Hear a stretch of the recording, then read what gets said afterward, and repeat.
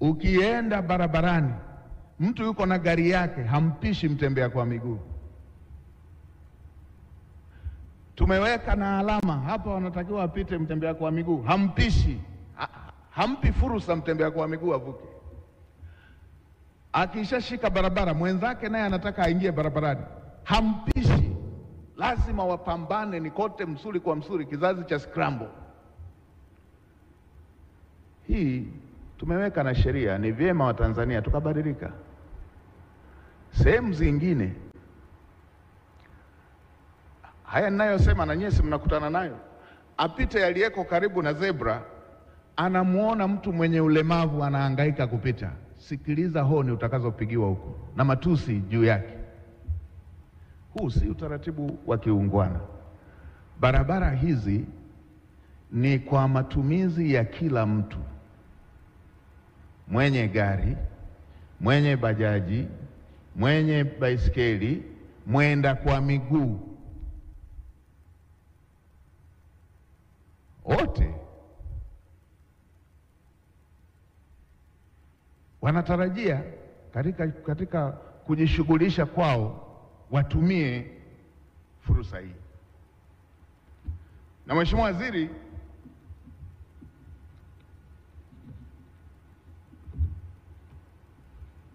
tumeweka na sheria. Inasikitisha, katika baadhi ya maeneo wanaoongoza kuvunja hiyo sheria sio watu wa kawaida, ni magari ya serikali.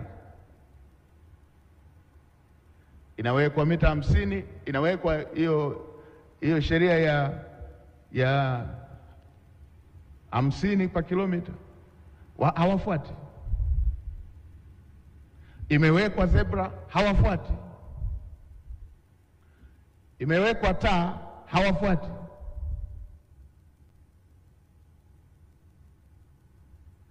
Na wao ndio waliopendekeza mapendekezo ya sheria hizo. Bunge limetunga sheria hizo baada ya serikali kupendekeza. Wavunjaji wakuu wanakuwa wao wa serikali. Tunawapa kazi watekeleza sheria kila wakati kumuomba radhi mtu aliyevunja sheria.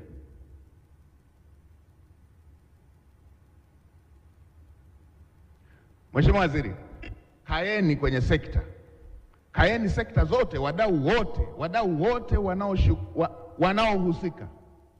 Wizara ya Uchukuzi, Wizara ya Mambo ya Ndani, jeshi letu la polisi na wadau wote hawa watumiaji wa barabarani.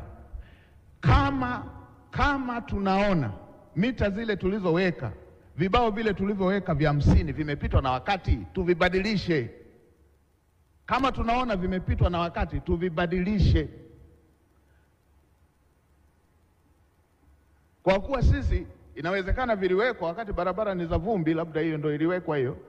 Kama haitekelezeki, tuibadilishe, tuweke ile tunayotumia.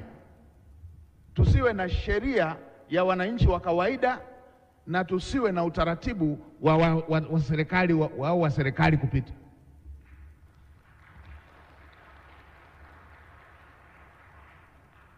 Kama kufuata hiyo inakera na sisi hatuifuati, nani atakayewasemea hii kero wale wanaokereka nayo?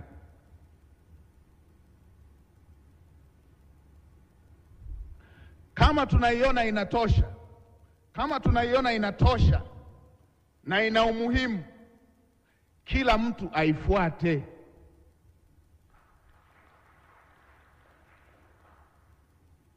Huu utaratibu wa kuwa na sheria kwamba hii inawakaba tu watu wa kawaida na haiwahusu serikali, kama tunataka hivyo tuandike kwenye sheria.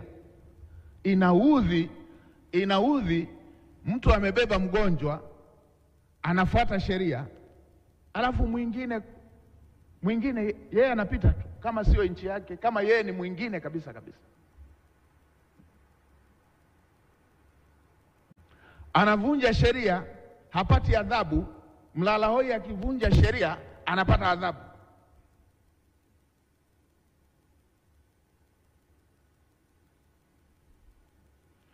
tunawapa kazi watekeleza sheria kuwaomba radhi watu waliovunja sheria.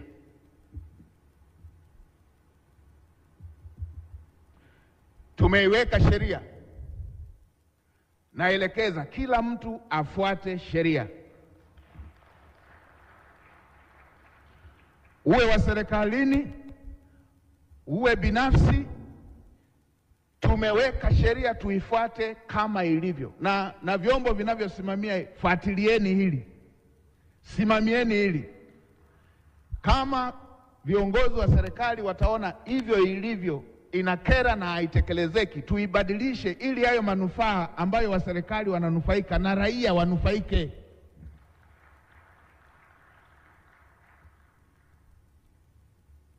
Raia akikosea analipa,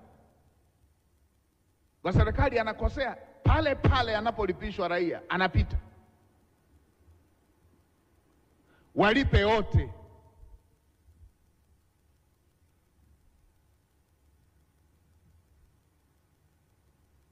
Kuanzia leo sheria ambayo tumeiweka kwa ajili ya Watanzania wote isiwe na ubaguzi, wote tuifuate.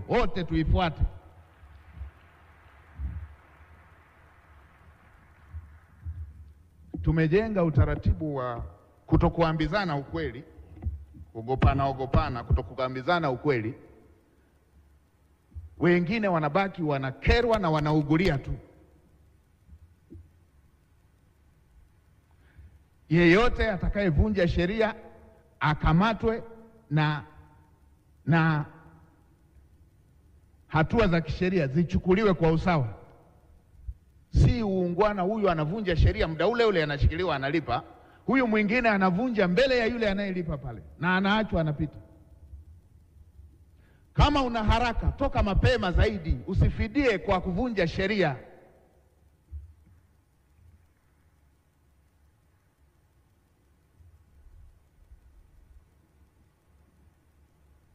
Ndio.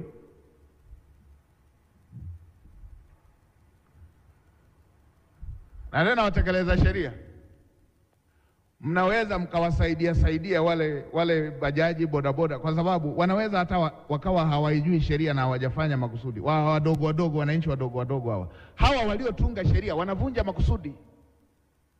Hawa waliotengeneza sheria wanaikiuka kwa makusudi.